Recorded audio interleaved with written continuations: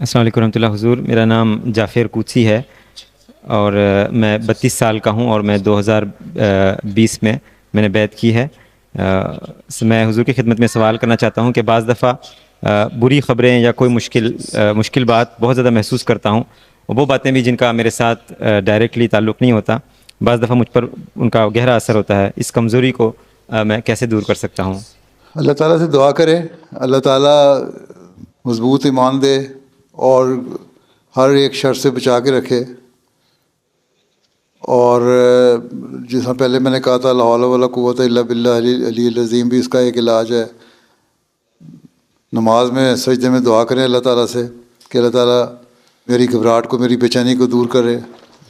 آن وسلم نے بھی دعا سکھائی ہے کہ دعا کرو کہ مجھے اللہ تعالیٰ میری اس پریشانی کو ڈھانپ لے اور مجھے میری طبیعت میں عمل عطا فرمائے۔ تو اس طرح کی دعائیں کرو تو اللہ تعالیٰ سنتا ہے اور پھر قبول کرتا ہے، اور پھر اللہ تعالیٰ اس پریشانی کو دور بھی کر دیتا ہے۔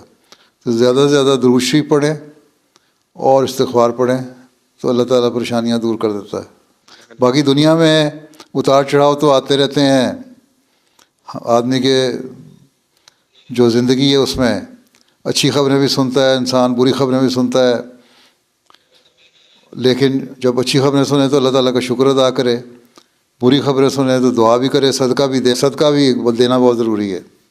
جب آدمی صدقات دیتا ہے تو اللہ تعالیٰ بلاؤں کو، مشکلوں کو دور بھی کر دیتا ہے اور پریشانیوں کو دور بھی کر دیتا ہے۔